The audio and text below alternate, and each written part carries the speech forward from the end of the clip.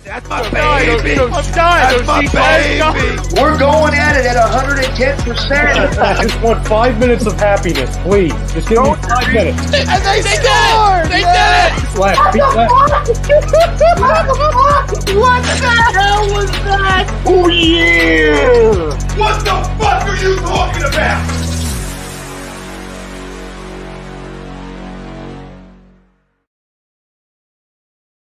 What is going on, you guys? What is up? It is your boy Joe Castro, aka Philly Fresco, and it is Philly the podcast. I'm here with my guy Brandon. How you doing, man? This feels weird. We haven't talked in a minute live, so we got to get back on our schedule. Live, and we also haven't been on a Saturday. I feel like in 2 weeks or something like that. Facts. But a lot has happened. Before we get into everything, just want to give a shout out to our sponsor for this show, Body Check Wellness. It's a line of products that promote wellness, balance, and recovery by using the full potential of hemp.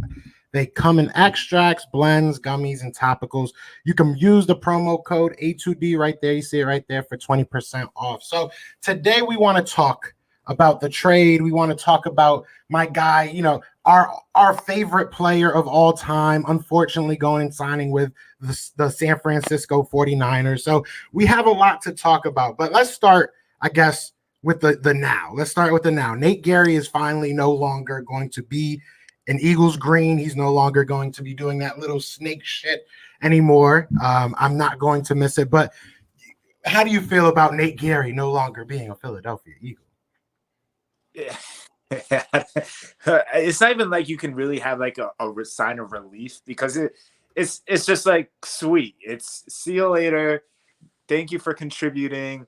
You're probably better on like special teams or something. They probably should have kept you there. Unfortunately, you were super exposed due to our lack of linebacker depth, and it is what it is. And his celebration was pretty corny, but we'll leave it at that. But at the end of the day, I'm happy for him that he's getting a chance in the NFL. Anyone that comes through as an Eagle and is not a big distraction or someone that just puts our team down, he wasn't good, but he was giving it his all. So it is what it is.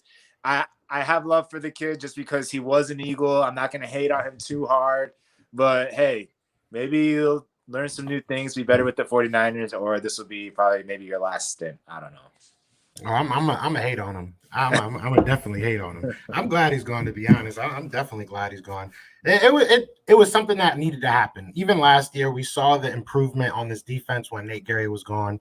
It is what it wasn't obviously how anybody wants to leave the field, but when he was injured, our defense played better and our linebackers played better. So being able to still have Alex Singleton, obviously we tendered him earlier in the year or earlier this week or last week, something like that. So having him come back, that's big. You know what I'm saying? So I think the writing was on the wall for Nate Gerry. But let's get a little bit into this trade, man. People that watch, Philly the podcast, that watch our show or watch our channel, and watched my live yesterday, saw me kind of, freak out. I went crazy. And then by dinner time, I felt a little bit better. But what was your first reaction to the trade? Like, how did you feel? Well, people were sending it to me, and it was just like the NFL rumors Twitter account. So I was like, you know what? I've seen other people post like Zach Ertz was traded, but he's still on the team. So I was like, listen, pump the brakes. This didn't happen. And literally within like 30 seconds, it was official. And I just had that sinking feeling in my stomach that like, is this really the move that we wanted to make right now? I know that we've talked about trading back, and honestly, it's a smart move in a sense of trade, the essence of trading back, right? Like we do have a lot of holes to fill. We could benefit from multiple draft picks, but now you wanted to pull the trigger now. Like you couldn't see what the Dolphins did and then start negotiating with other teams that possibly want to trade up for a quarterback or something. You couldn't reach out. Like literally it was bang, bang. The Dolphins made their trade, and within 10 minutes, you wanted to go ahead and like seal the deal. We'll package this and give you these picks. Instead, you could have possibly held on to that 6th pick until draft day. One of two quarterbacks dropped down to the 6th spot. The Patriots, the Bears, anybody probably could have reached out and gave you something even more. But instead, you go ahead and do it now prematurely. it just doesn't sit right with me. I know that trading back is smart, and I'm sure next year is going to be dope. We're going to be talking about possibly having 3 first-round picks. I'm not going to say guaranteed because we just never know with that one from the Colts. But next year will be cool. But right now it's kind of like you could have waited. You could have maybe got a king's ransom, not just like a basic trade. Or worst comes to worst, you could have drafted at the 6th spot. That, which is not even a bad scenario. Right. You're getting a top 10 player and it's dummy proof, literally dummy proof. And now we're in murky waters. We're in murky waters. Yeah. We shouldn't be, but with Howie, I don't trust it. I don't trust Philadelphia Eagles fandom. That's what we go through. I mean, this is my thing. I hate the trade. I hate the trade itself.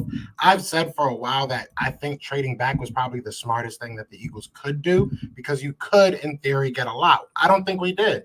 I've said it before. I said it on the call-in show last night. We got 1.5 picks. That's how I look at it. We got 1.5 picks. We got a first-round pick, and then we got a half of a 4th-round pick because we had to give up another pick for it. So that's how I look at it. I feel like we didn't get a good trade for it. So I'm not happy with that aspect of it. It looks like that's how I feel. Yeah, that's how I feel. Top 10 yeah, that's how I feel. Go for it a lot. Yeah, and especially if you wait, like you said, if you would have waited till draft night, you might have, and maybe you don't, but then you still get a top 10 player, you still get a top 6 player. I don't know who they're going to get at 12. The thing that doesn't sit with me the most, and Ian Rappaport did, I want to say it was Rappaport that originally reported, then kind of went back on what he said, but it just seems like you wanted a quarterback at 6, or you did. Like maybe that report isn't true, but it seems like it now. Like, and we've talked about. I don't think I've said the word optics so much in my life. You know, I've said it so much over the past couple of weeks, whether in interviews or just in regular. But the optics of this brand, it just looks terrible. It looks Howie. It's just like, just for once, chill out. You could have waited. This was not a trade that it was like, damn it, we got to make this, we got to make this happen. Like, there's no way that you're telling me, unless, and people are saying in the chat, selling the farm for Watson, unless that's what you're thinking, like, it just doesn't make sense that you did it right now. So the thing that scares me the most is what's the next shoe to drop, right? That's my question now. What's the next thing you're going to do, Howard? Because if this is it, this does not look good. And 12, in the grand scheme of things, like if you look at it, all right, we got number 12. That's not a terrible pick. We got Fletcher Cox at number 12. I know a lot of people want to say that. We can get a great player at 12. That's true. I agree with that. You did it for, and I don't want to say no reason, because everybody, you got a number 20 and above, 20 and lower. You're looking 20 to 32 with that pick. For the Dolphins, especially depending on what they do at number 6. That's realistically, you know what I'm saying? We can all hope that they're not going to be great, but they're set up. They are set up for success. So that's not going to be a good pick. So it's basically like an early 2nd round pick that you got right there. For what? Just stay there then. Just stay. You're not. I understand that 1st round picks are gold. You want to build those assets. Can you name me one player from 20 and beyond that Howie has actually hit on? Like, realistically? I mean, I think Howie loves his 2nd, 3rd round picks. I feel like that's where he feel like he hits, where he got Dallas Goedert, he got Miles Sanders. Like, those are the kind of picks I think he likes the best. But then you also had Sidney Jones, who could have been a steal, and we'll see what happens with his Jaguars career. But we end up letting that go. We reached on a guy that had torn his Achilles over maybe getting another player. And then here, it's like you said, it's like just the rumors. Like, how does what you're potentially going to do get leaked out? Like, how does something that you don't even do, you end up trading back that you probably could have done the last minute when like the draft ticker is going down, and you could be like, all right, Miami, we'll do this deal. No one else is biting, or maybe the guy that we want is not here at 6, and we could probably get him at 12. Like that, this trade could have been happened. And then for the fact that, Howie wanted Wilson at the number 3 spot, but it's like, how does that even get out? Like, you're a professional. You're in this business where it's supposed to be hush hush a lot because you're trying to make moves under the table and stuff like that. And now you're going to sit back and you're going to have to hope that Hurts has a thick skin, that he understands that this is a business, that he has people in his corner and himself. Like, it is what it is. Now I'm going to go prove them wrong. And like, kind of maybe this will be a chip on his shoulder, maybe, but just why risk it after you literally just saw what happened with your quote unquote franchise quarterback? Yeah. I mean, it just doesn't mean I get, like I said, I get I really don't get any of it. I mean, I get having 3 first-round picks next year, but we're not going to hit on all 3. Maybe we will. Maybe, Howie has been held back or the scouts have been held back. You know what I'm saying? Maybe something will be bad. But if we're moving forward, how we're moving forward, like you said, all the leaks, all this stuff coming out, like what's really going on? Like, I don't know. Ian Rappaport doesn't work for the Philadelphia Eagles, so he could just be making that shit up. Like that's a big possibility as well. Like he could, because I know he went back on it and just was like, what's it called?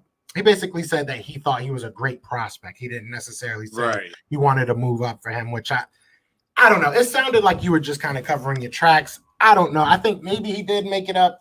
Maybe he didn't. We won't know. But there's going to be talent at number 12. I mean, there will be. We talked about it a little bit yesterday. There's names out there.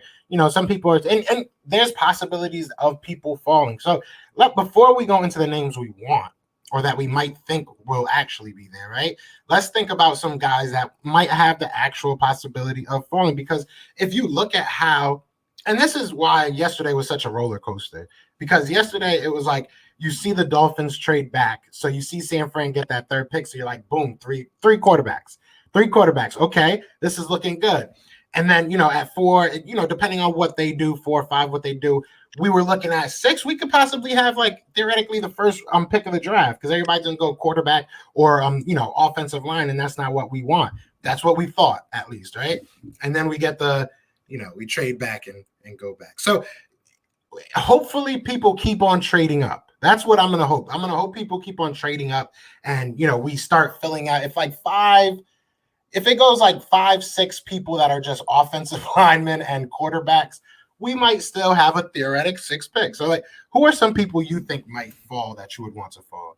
Yeah, I think you hit a good point there where we don't know what's going to really happen come draft because Cincinnati has that 5 spot. And if a couple quarterbacks go, one of those quarterback needy teams is probably going to want to trade up and get back into that top 5 spot. So Cincinnati, since they have their quarterback, they're another team that could benefit from having more assets and stuff like that. So I could see them trading back too come draft day or getting closer to the draft. That would help in the wide receiver department. I want to hope that maybe Jamar Chase falls. I'm hoping just because I'm only basing this off of how Jerry Jeudy and CeeDee Lamb kind of fell into the teens last year and Ruggs was taken off the board. So maybe one of the teams grabs Devontae Smith. And if we're lucky, maybe one team falls in love with Jalen Waddle and takes Waddle before Jamar Chase. Who knows? And I hate how Dallas and the Giants are right before us. It just sucks after there, but I don't see them unless Dallas really wants Kyle Pitts. I don't see Dallas take another offensive player. They do need to bolster that defense, and they would be silly to try to keep building that offense when their offense has enough firepower, enough people to feed. They have Zeke and all their wide receivers, and the only thing they can benefit from is maybe a tight end. But Blake Jarwin, he's solid. He's decent to fill that position when you have so many people to feed. The Giants, they got the dude John Ross, they got Galladay, they got their tight end, I forget his name, but I think he's hurt right now. Evan Ingram. Yeah. Evan Ingram. No, they picked up somebody else. Kyle Rudolph. Yeah, I think he's hurt, but still, you picked up another offensive player. So they're another team that, yes, they could go for the sexy pick, but they could also build that offensive line that they need or add another defensive piece because they could benefit from that. So maybe, just maybe, a guy like Jamar Chase or one of those premier wide receivers could drop to us. But at this point, moving on from that 6th spot, I'm thinking defense all the way. I'm thinking all the wide receivers are matched up against next year. I'm thinking all the talent in our division now realistically with everyone on all the other teams, that we need to bolster this defense. And our weak spots are secondary. It's been our weakest spot outside of linebacker for the last couple of years. We have Darius Slay. We do need someone to learn underneath him and build. We have Avonte Maddox, who hopefully can benefit in this new system. I think that we should go for the best corner available. And there's 3 of them. I mean, there's J.C. Horn, there's Patrick Surtain, and there's Caleb Farley. You could even throw Asante Samuel Jr. in that mix. I don't know if you want to take him at 12, but if you're really that sold on him, I wouldn't even be mad about it because I know we need to build up on this defense. Yeah, no, I mean, I feel you. I'm hoping Micah makes it past. Oh, yeah. That's really that's where I'm at right now. I'm hoping Micah makes it past. I know a lot of people don't really necessarily like Micah. And look, if it's Jeremiah, I can't say his last name, but if KKK, you know, what was it that little guy used to say? But either way, yeah, no, like if one of those guys falls there, I would love to see us go linebacker. I know we're not gonna. I would not mind a cornerback. I think we're gonna probably hold off on safety because not hold off on the entire draft, but I think like safety is pretty deep this year. To be honest, like I really do like the class of safety more than I look at it. And then, you know, you look at the cornerbacks, I think even that's a pretty deep class. So I feel like linebacker, if you can get one of those top 3 guys, like, you know, and the third guy to me is kind of make your choice. Like I think Jeremiah Aquina, I really can't, I got to learn how to say his name. I'm going to learn how to say his name. But the guy from Notre Dame, him and Micah Parsons, I think are the top 2. And then, you know, pick your poison at number 3 because there's a lot of guys I like. So I think you go with linebacker. I really do. I think even if you try to wait till that second round, you're probably not going to get a top guy. Now, another thing that I'm hearing is like, or not hearing, but another thing that I'm feeling, I should say, is why the hell not just keep trading back? Go ahead and if because I feel like this move says to me that you are willing to just get a future piece, right? You're not necessarily looking for someone that's going to be right now the best player in the world. Like, you know what I mean? You want somebody that's going to fit what you need, fit what you want. So you could probably do that. You could probably still get either, you know, you can get one of the core. I don't want to start naming names because then if I'm wrong, you know, everybody, oh, hell no, he's not going to, you know what I mean? So you can look at trading back to the Patriots. You can look at trading back to the Bears and still possibly get you one of those top cornerbacks, still one of those top linebackers, like I was saying, one of those top 3 guys. So if you're looking to build up some assets, maybe you look at trading back again. I mean, how would you feel about that? At this point, I think I agree with you just because we're out of that 6 spot now. Now we're in murky water. And if we're going to stay between 12 and 20 or whatever, then it's I feel like it's similar value. Like I remember, I think it was maybe 2 drafts ago where the Bucks, they were, I think, in a top 10 pick. They traded back and then traded back again, and they ended up with Vita Vea. So, I mean, that's a solid pick right there. And I think they ended up getting him in the late teens. I wouldn't be mad about it because if you're going to hit, you're going to hit. You can get a phenomenal player at 10 or 12, or you hit on someone random in the 4th round. You just never know, obviously, because, I mean, that's just the name of the game. But at this point, if you're trying to build assets and the time comes, Mac Jones is still on the board, and the Patriots or the Bears really like him and want to move up before either one takes him, prefer probably the Bears, then you could probably end up getting maybe even a better trade than you did for that 6th pick. So I would agree. If it's there, if it's really good, do it. But like you said, if Micah Parsons does fall, if he gets past like the Panthers or any of those guys, then okay. So then maybe we're going to need to take Micah right there. But I don't know. I'm sold on Micah or one of the corners. I think defense, now that we're in the teens or close to the teens, defense is the way to go. Yeah, man. And shout out to the ruler is back because he's out here, you know, putting on for Micah Parsons. I don't know you, bro, but you need to come on over to Philly podcast because we got a spot for you. We got a subscription button ready for you, brother, because we definitely need that smoke. So, but no, I love Micah Parsons, man, and I would love to see him for the. I've been. Look, you know me. I even got you, believing for a little while, and then we, switched back. And we gave it to Chase, and now I'm back. I'm back on the exactly. Let's go. Exactly. Let's get him. So, I mean, especially after that 40, I would love to see him. I hope we don't reach on somebody like Jason Owa. I think that's how you say his last name. I love the kid, defensive end from Penn State, ran out the freaking building at his pro day, and now I'm seeing him rocket up to like, early second round, late first. So get a little nervous when I see that. But as far as trading back, do it. Go ahead. Just do it. Do it. Even if you get the same trade, like at this point, just do it. And you probably will get a better trade out of it, because if you look at the Bears, if you look at the Patriots, they're not set up in the way, and this is going to sound weird to say about the Patriots, but they're not set up in the way the Dolphins are. The Dolphins are going to be good next year. You know what I'm saying? I can say that with a little bit of confidence. I don't know if I can say confidently that, the Bears are going to really turn it around with Andy Dalton. I don't know if I can really say confidently that the Patriots are going to turn it around with whoever their quarterback is going to be. So, I mean, we'll see. We'll see. I think that's the best choice right now, is to just go ahead and trade back. But yeah, I mean, and you still have the option of trading back up. What if that's something you did? Like, this could be the weirdest. This would be the weirdest draft. I am ready for everything. Dumb. If I saw the team, it would be I would be dumbfounded if we moved out of the top 10 to try to get back in, which means we would have to give up assets to even get back in, unless it's like, we'll give you this 12th pick and Zach Ertz, who wants to leave, and we move up to us. I don't even know. Well, I don't get what would be the point at that point. You'd be losing out in the trade, essentially. So I wouldn't want to move back up at this point. I would, like you said, I'd want to go Parsons, I'd want to go corner, or I would trade back, get more assets, and you can get one of those still good players in those between the 12-20 spot. I wouldn't want to go too far back. Like if the Eagles traded out of the first completely, then I would be livid. He said that's just dumb. Why trade it? No, I feel you. That's right.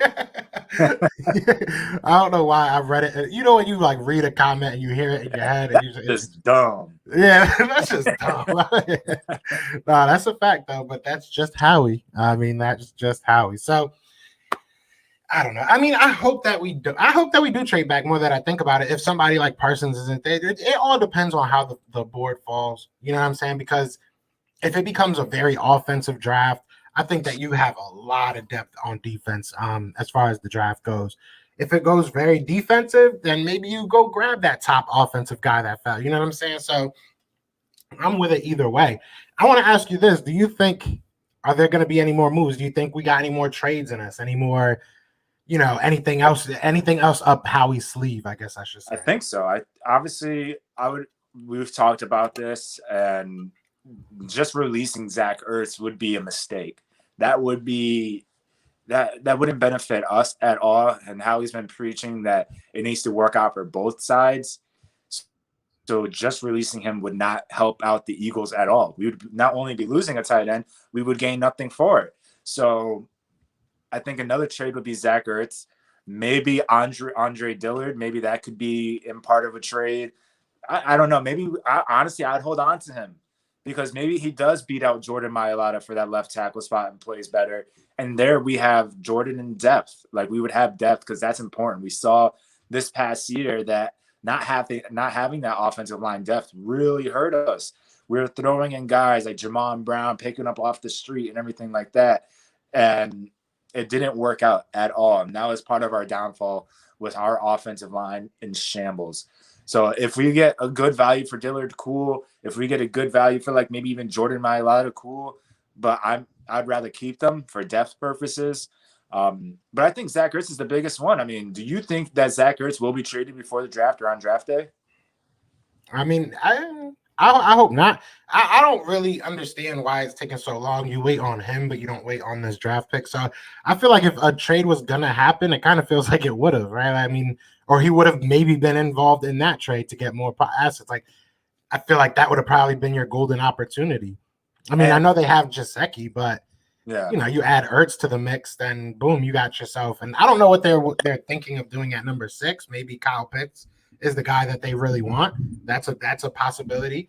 Maybe they go get a quarterback. I mean, the Miami is, and I know I'm not a Miami Dolphins fan. I think my roommate's home, so he's going to hear this. They are set up for success for a long time, and I hate it.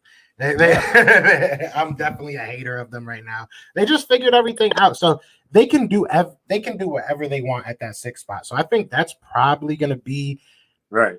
the moment in the draft, right? Like, how there's always that moment. They can literally take the best player available. Like they have they literally can just go ahead and be like, oh, this guy's sweet. Let's grab him. He'll be a sweet weapon or whatever. Like they are, like you said, built for success, and they have the assets for the next 3 years to make trades, to just draft those picks in the first rounds the next couple of years. Like they're built. Whereas I get what Howie's doing. I get next year, if Carson Wentz places 75%, next year we'll have 3 first-round picks, which is cool.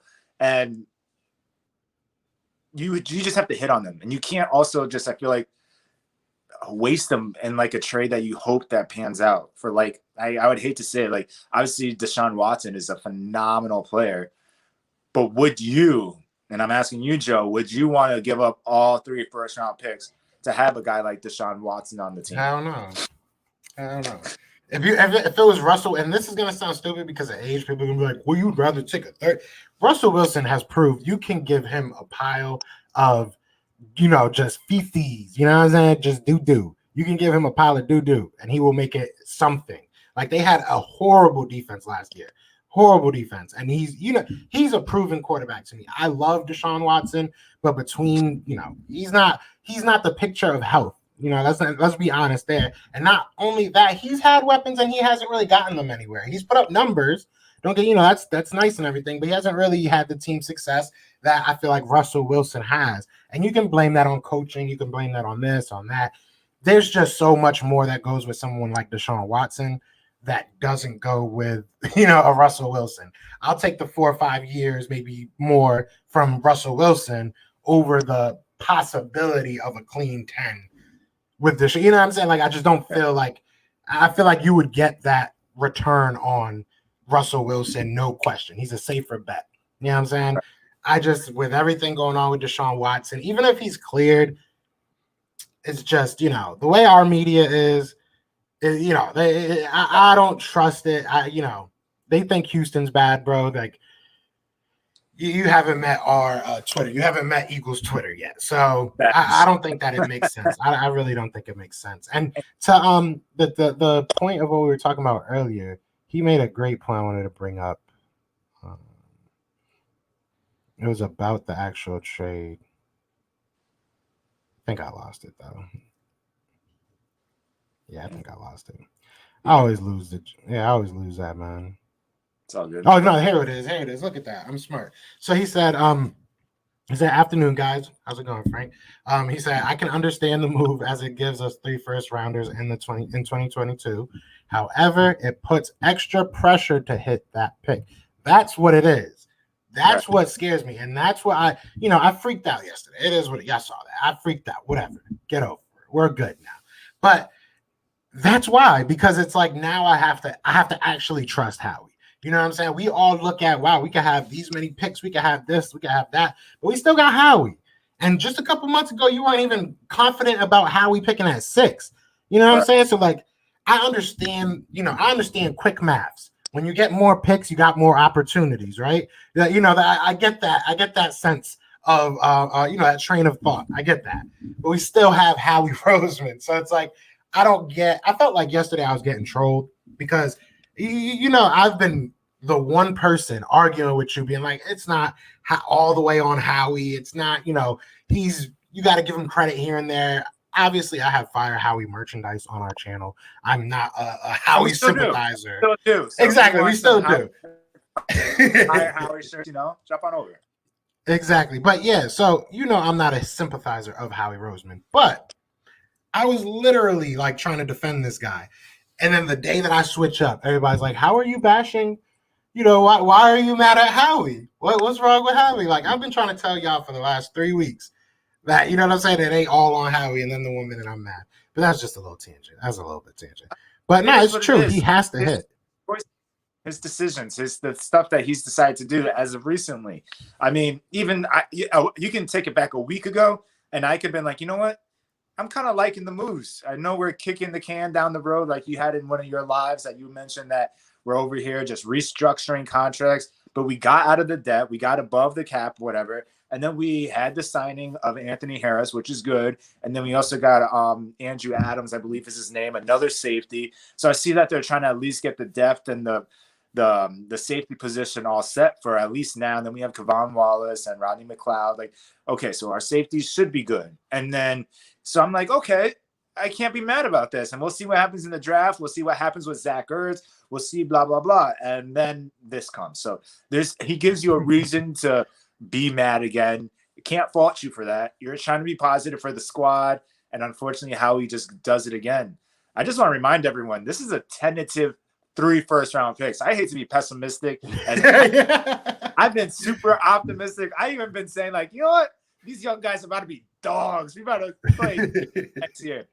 But we don't know what's going to happen to Carson. Carson can literally come into game 1 and tear his ACL. I mean, hope for the guy he doesn't, but we just don't know. And then boom, we're going to have 2 first and 2 second-round picks. So it's a tentative 3. You can't look at it as if we're guaranteed that other first-round pick. But I mean, I'm just and we ain't gonna make all those picks. Like, that's the thing. We're not gonna probably make all those picks. Knowing Howie, and we talked. I know this is kind of a tangent off of the draft, but like we talked about this earlier. And shout out to my guy Philly 52. This dude said we're gonna have to give 3 firsts for Deshaun Watson and bail money. Exactly. We ain't got all that. They trying to get. We're gonna have to make sure all the massage parlors are closed and shit. It's just not worth it. It's just not worth it right now. But no, I know this is a little bit of a tangent, but we talked about what Hurts actually has to do to be the quarterback of this team moving forward. That's what I don't think a lot of people realize. I think a lot of people look at it and be like, if he goes out there and he's decent, we can build around him. No, if he goes out there and he's decent, we're going to get another quarterback. Like, he has to win this job. Like, I understand the thought and the want to be like, we can just build around him. I don't think that's Howie's or Jeffrey Lurie's plan. I think that if he's decent, if we go 6-9 or whatever, how many games we play, I can't do math right now. But if we go 500 or below, and he does not look like a franchise quarterback, we are going to probably use those 3 first-round picks and go get a franchise quarterback or whoever they think is in their eyes. So, I mean, realistically, like, what are they gonna? What is the measuring stick? Is it team wins? Is it, you know what I'm saying? How do you measure his success? Yeah, because you're putting expectations on a young quarterback that are unfair in a sense. Because if you look back at Carson Wentz's rookie year, he had a good game against the Browns, but other than that, his rookie year wasn't anything great. His numbers weren't great. And you can also put it on, that was Doug Peterson's rookie year as a coach. And then Carson Wentz, I think best wide receiver at the time was like Dorial Green Beckham and then like Jordan Matthews. So there were situations where everyone gave Carson Wentz a pass. It was like, this is his rookie year. He doesn't have the weapons, yada, yada, yada. But now we're looking at Jalen Hurts, who's technically, this is like rookie year B in a sense. Like, he had his rookie year last year, but he only really played 3.5 games. And now this is kind of a continuation of that with a brand new system, a brand new young coach, young coaches all around the coaching staff. So it would be unfair expectations to go out there and be like, all right, if you don't put the team on your back and win this division or get close to it, then we're going to go ahead and try to use all of our picks to get the future quarterback, when his best wide receiver right now is probably Greg Ward. And we don't even know, because we don't know about the young guys. We don't know if Fulgham is what he was, or the reason why he didn't play is because they realized maybe he's not as good as we thought. Jalen Reagor hasn't been able to show out, and none of the other young guys. So it's unfair to put those kind of expectations on a guy that I think really wants to flourish in this league and has the tangibles to do so. He's just, right now, I would give him 2 years. I would give him that second year when we use those draft picks, when we have an extra year in the system. If he still wasn't that great, then okay, I get it. But to 1 year and be done, if he doesn't perform at Tom Brady-esque level, that's unfair. Yeah, facts. And shout out to Bill Dean saying he just liked.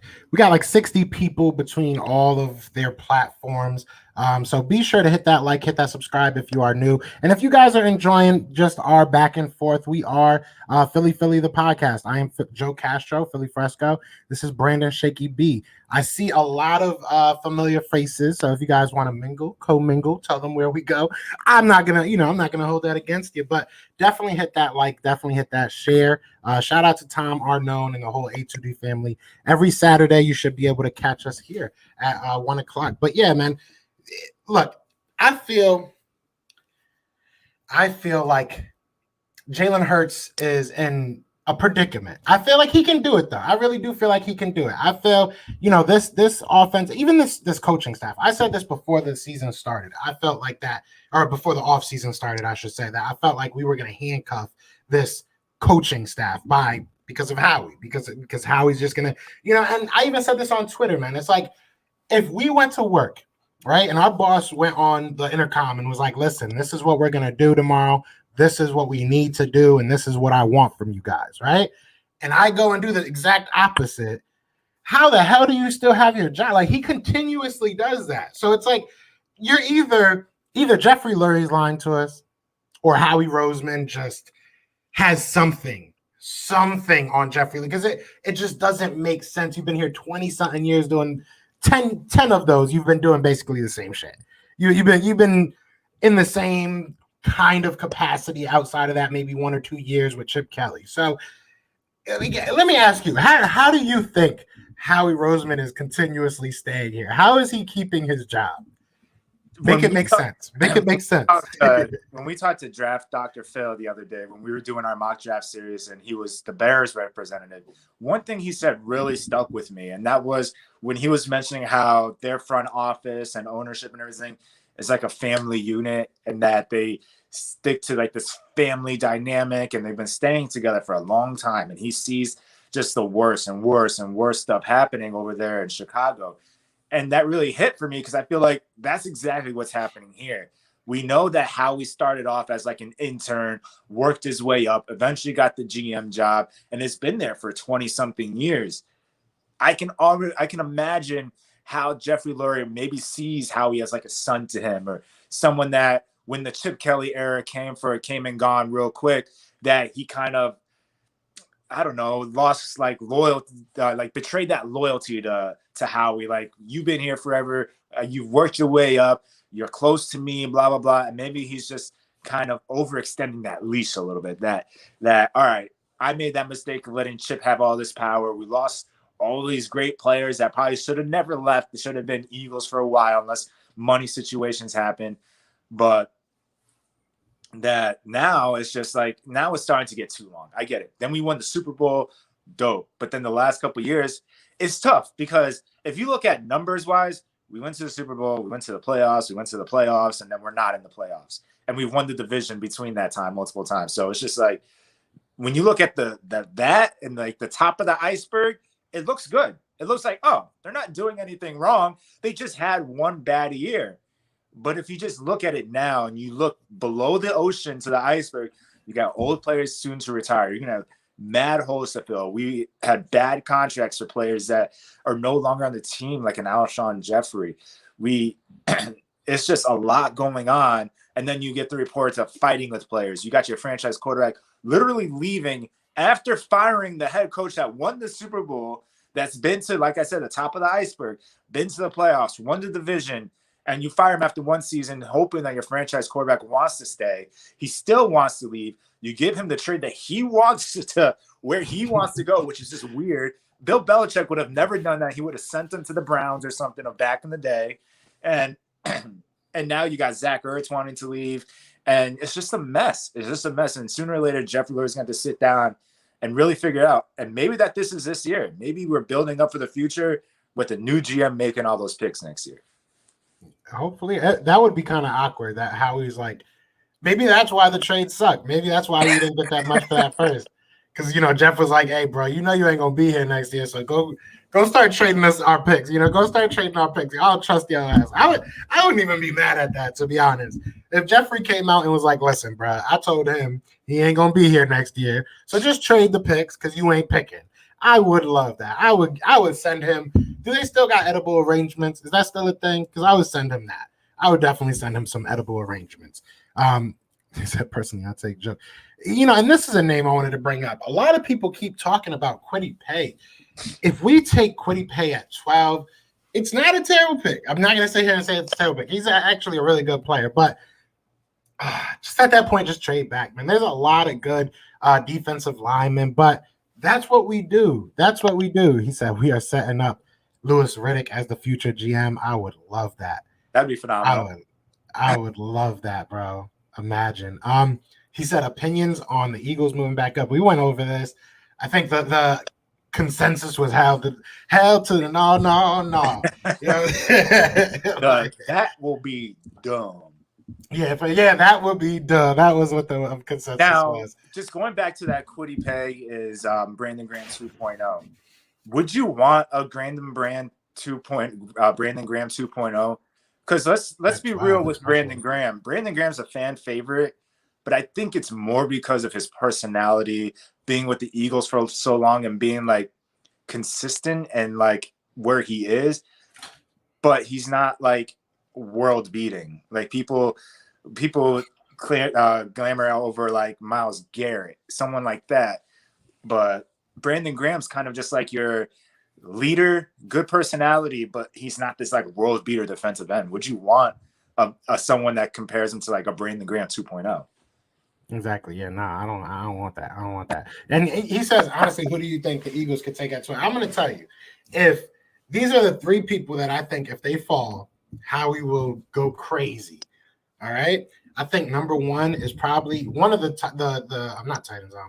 One of the offensive linemen, either Rashawn Slater or Penny Sewell. If one of those somehow fall to 12, I think he will stumble. He might tear an ACL running to that podium. Especially a Rashawn Slater, because he's just so dynamic. Like right. we had this conversation yesterday on the call-in show. Like it's not that he's better than Penny Sewell. It's just that he can do everything. Like, and maybe Penny could too, but he just never really was asked to. So I don't know. But Rashawn could just he could literally line up at 5 positions. So him, and then number 2 is going to be one of the quarterbacks. Like if somebody like Zach Wilson or one of those people fall, I think he's going to be salivating. Like if a lot of people stop believing in, or if maybe he did trade back for like a Mac Jones, because he knew that I could see that being something as well. And then I think Kwity Paye honestly is like that third guy that I see him really, really, really loving to see him at that number 12 spot.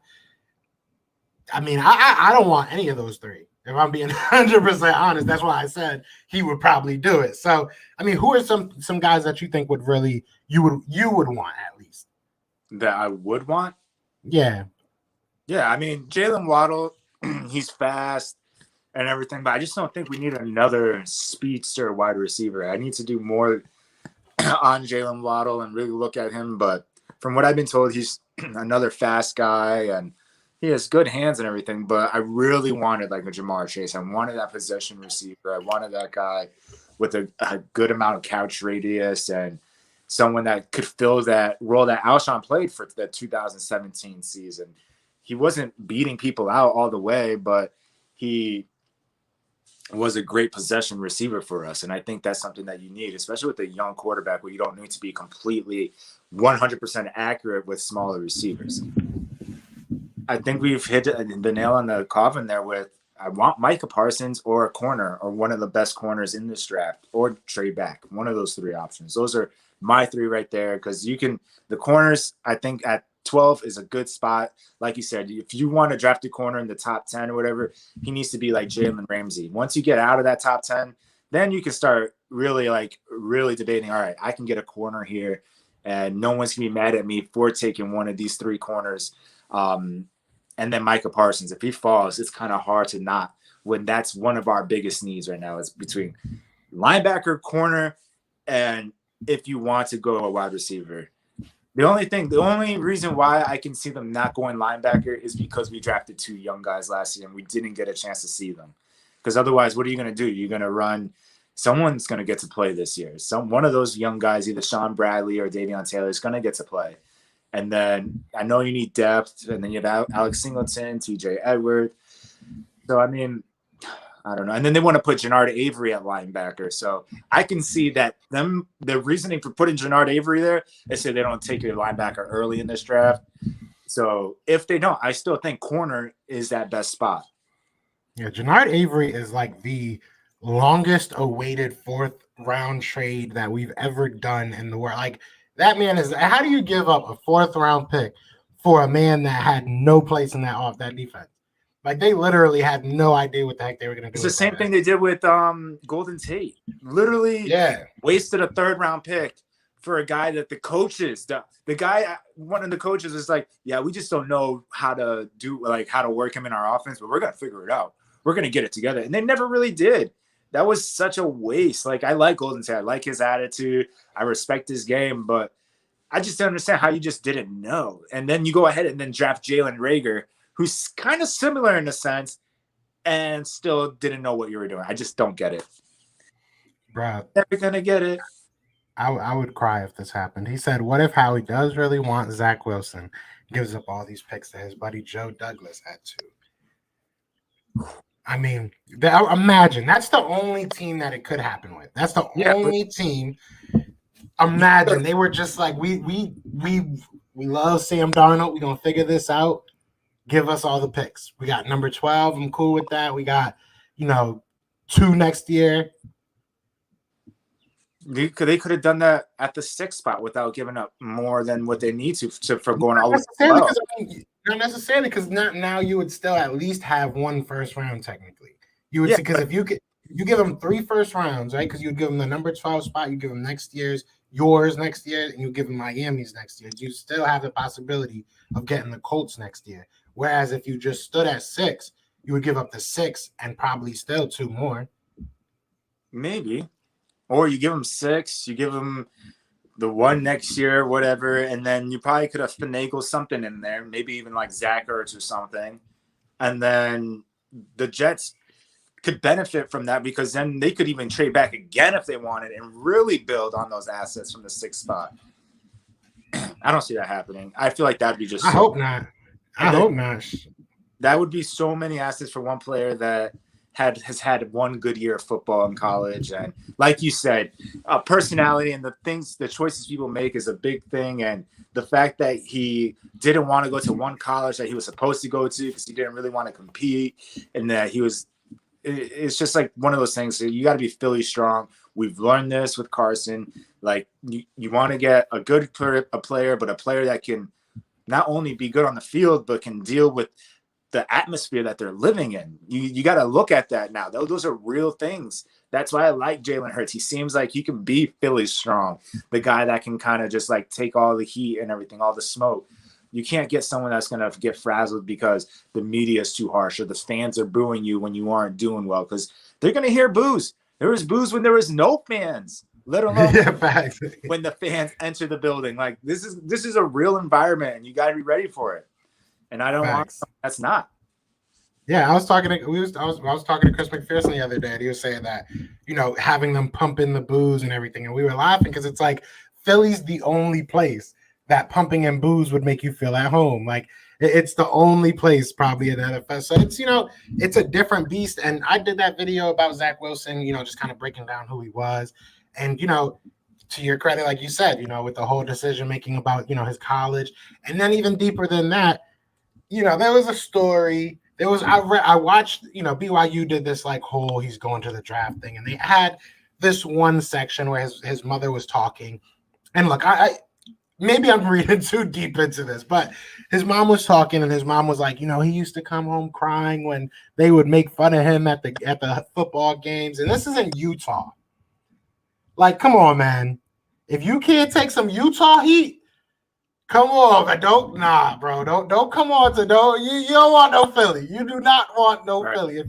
If you're crying because, and look, mothers are a little bit over exaggerate. They over exaggerate sometimes. They are dramatic, but I'm good. He's great player. That throw that he did, I retweeted it. Jim Schwartz, Mahomes, kid looks great. You know what I'm saying? But like you said, bro, he's just not here. He's not a Philly guy. Everybody's saying J.C. Horn is that guy. I would not be mad at J.C. Horn at all. I want to get negative. Let's get negative for a second. Hey. Let's get negative for a second. We got let's go with the last 10 minutes. We're gonna get some negative thoughts in here. So, what's the worst thing that what are some bad things I should say? We always ask people in our mock draft series, what's the worst thing that the player could do? Happened, Joe. So now that the worst thing happened, what's left? How else can he ruin this? I mean, is there any way? Mac Jones. Getting Mac Jones at 12. I mean, I know some people are high on him, right? And he could very well turn out to be a great quarterback. But we just are high. Yeah. They are high. Go ahead. But I feel like we don't need a quarterback right now. I think give the shot to the guy you drafted in the second round. The guy that I get it. Maybe you really, really deep down in your heart believed we just need a solid backup, and that's how you have success in this league, just in case your quarterback goes down. I get that. But now the point is that Carson Wentz is gone, and now you need to let that second round pick live and let him really play and be a contributor to this football team. I don't need to waste good draft picks on scout team people. That's just a waste. So you use the second round pick. He very well might be that steal. You never know. Give him a shot. He could have been the steal of last year's draft in the second round, quarterback wise. And draft players around him, get that quote unquote assets to build this team, because you're going to have aging players that are going to leave. Build up this team, and eventually, if he doesn't pan out, then at least your team looks attractive for another quarterback, that they're not coming into a shitty situation. But I just don't want to see a quarterback drafted this year. I don't want to see more picks to move up for a quarterback. Nah. I don't want to see. Where do I start? I think Mac Jones is number one. Moving up and trading up to number two to get a quarterback would be number one B. Those two would be just anything involving a quarterback has one in front of it, and then you just categorize it from there. But that's the main thing. Do not go get a quarterback. Other than that, don't reach on a wide receiver. I said this on my show. We've had Simeon Smiley on the show, so I don't want to talk bad about Purdue players. They're great guys. They're all great players. You know what I'm saying? But Rondale Moore went out there and ran out the building. That does not make him a number 12 pick. At 5'7", it makes me worried. I think the kid has a lot of potential, a lot of skill. Just don't reach. Don't do it. There's a lot of guys. I hear Terrence Marshall not at 12. That's not a 12 pick. I've heard Kadarius Toney. Not at 12. That's not a 12 pick. If these are guys that you're going to look at, go ahead and trade back. If those are guys that you think that are, there's no way that you're gonna, Another thing that I don't want is you reaching on offensive linemen. I mean, there's some guys like Elijah Vera Tucker that you could sneak into the top 15. I'm nervous to take him at 12. I don't think it's that big of a need. Again, move back. You know what I'm saying? I just don't want you reaching on something that we're not going to need, that we're not going to use. You know what I'm saying? I feel like if you go get another slot wide receiver, we're not going to use that. We're not going to need that. You're just going to give them what they need. You know what I'm saying? And another thing I don't want to see, you know what I'm saying, is I do not want to see a bunch of Howie type picks. I'm tired of that. I don't want to see some Jonathan Gannon written on these picks. I want to see some Nick Sirianni written on some of these picks. You know what I'm saying? I want to see some of their type guys, some guys we haven't seen before. Because if I'm Jeffrey Lurie, bro, I'm looking at myself. I'm looking at this team. I'm looking at Howie. Even Howie should be doing this. And, bro, it hasn't worked. What we were doing the past couple years has not worked. And I give them all the credit in the world for being able to do that when Chip happened. When Chip happened, Chip and Dip happened, he ruined this team. They cut the ties quick, and they went the whole opposite way. This is the time in the franchise's life that you need to do that again.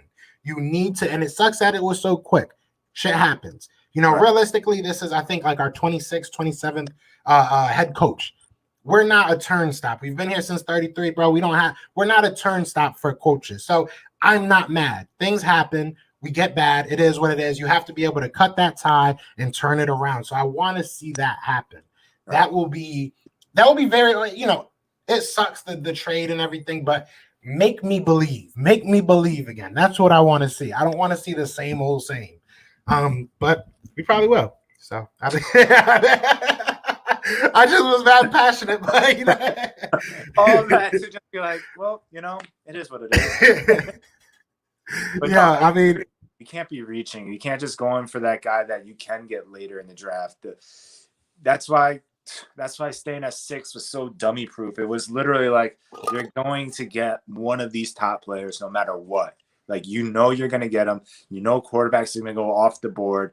This is going to you had your shot, and now you're in the, like I've been saying, murky water where now you're kind of like, all right, who's going to be this big pick at 12? Am I going to be reaching for him? Do I just like his intangibles? Like, what does he actually look like on the football tape? What does he look like on the field? Those are big. Who did he go up against? So, I mean, it's just so tough now. So you just got to hope that maybe they're smart. Maybe they're like, no, we know what we're doing here. We're going to take a corner at this foul. We're going to take defense. We're going to hope. We've been hearing rumors that Micah Parsons is going to fall. Like maybe they do hear more. Obviously, they hear more than we do. So maybe they have an idea of like what the other teams are going to be picking, what positions they're going for and all that. So yeah, definitely need a player that can play. I want a starter. It's not even that I want a starter. The Eagles need a starter from these next couple of picks, the first round pick, the second round pick, and the 2/3 that we got. Like there should be at least 2 to 3 starters out of those picks. You can't be drafting a guy that's going to be depth.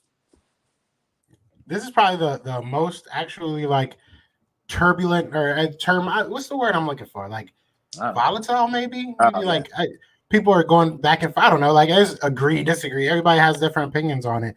I mean, what was the poll question? I even forgot what the poll question was. The poll question was did Howie do the right thing? So let's end this show up and give our quick spiel about whether or not you feel Howie did the right thing. I'll let you start it off. I'm going to go with I disagree, but in theory, I agree, if that makes sense. So I can't do that.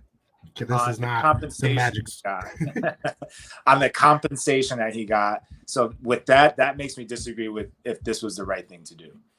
The only reason why I would agree is if you said, oh, we're trading back to get more assets without knowing exactly what we got. Then I would agree. Then I'd be like, oh, all right, fine. I fell in love with like Jamar Chase, but I get it. It's a bigger picture thing. You're trying to fill in a bunch of holes and you want to trade that. Cool. I agree.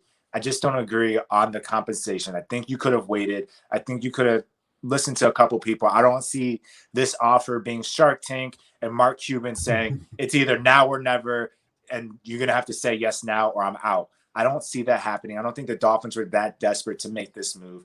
I feel like we looked more desperate than anything to make this move, and we could have waited, could have saw what was out there, who needed something, waited till draft day. I feel like this pick itself could have happened during those minutes of countdown when the Eagles are up, but instead we did it early, prematurely, in my opinion. Worst came to worst, we would have drafted at that 6th spot and grabbed a premier top 10 player. But that's the only reason why I disagree. I disagree because I think we didn't get the right compensation. Yeah, I'm gonna say I disagree. I agree with you 100%. Actually, I agree with everything you said, but I'm gonna try and take a stance on it because I went crazy yesterday. So I feel like I got to keep that energy. So I'm gonna disagree. I don't think he did the right thing. I think that I don't want to go as far as it was a fleece. I don't want to say that because I see that I understand the concept behind it. Like you said, I don't want to go that far and say it was totally a fleece. I just don't feel he did the right thing. I think the right thing would have been waiting. I think the right thing would have been waiting till the draft night, seeing where you were, seeing what you had, and go from there. I don't want to say this ruins everything. Everything's, we didn't go to the 2nd round. We didn't go to the 3rd round. We went to number 12. We've gotten good players at number 12 before. So I'm going to say I disagree. But he could prove me wrong, man. And I'm looking forward to him proving me wrong. I hope that he proves me wrong. I think every Philadelphia Eagles fan can agree with that. But we'll see. We'll have to see, right? Maybe they had some backdoor deal where they're like, we'll give you Jay Ajayi for a 4th, but in a couple of years when I need you, we helped you win that Super Bowl. Now give me that 6th pick there, and we'll give you something, that won't hurt us. That's a fact. Yeah, man. Hey, so I want to know what everybody thinks. Let me know real quick in the comments. What do you guys think? Agree or disagree? But I want to thank everybody for rocking with us, chilling out for a little while. Again, if you are new, we got 70 people on just the YouTube side. So be sure to hit that like, hit that subscribe, and come check us out at Philly the podcast. I know a lot of you guys are already subscribed, but if you are not, come on over. We do this basically every day, have a lot of interviews. And again, thank you so much for A2D, the whole family, for having us on. It was a lot of fun, always a lot of fun. And we'll be back next Saturday. Yes. Got anything to say before we get out of here, bro? Nah, just make sure come check us out. If you like what we do, what we talk about, come check us out on Philly Podcast. We got a mock draft series. It's the beginning now was a little messed up, but it is what it is. It's a fun time if you want to hear about other teams and everything like that. We got who do we got? We got Colts and Titans coming up soon. So by Monday or Tuesday. So just come check us out and make sure you guys like and subscribe to A2D Radio. Really? Yes, sir. Yes, sir. But shout out to I got to do this. Shout out to Philly 52. Shout out to AK Eagles. Those two are definitely channel members on our side. So just I've seen them in here. I appreciate you guys rocking with us. What up, Rock the Artist? A lot of familiar faces. I just want to let you guys know I definitely appreciate you guys. But other than that, you know what it is, man. It is Fly Eagles Fly, and we are out here. Peace.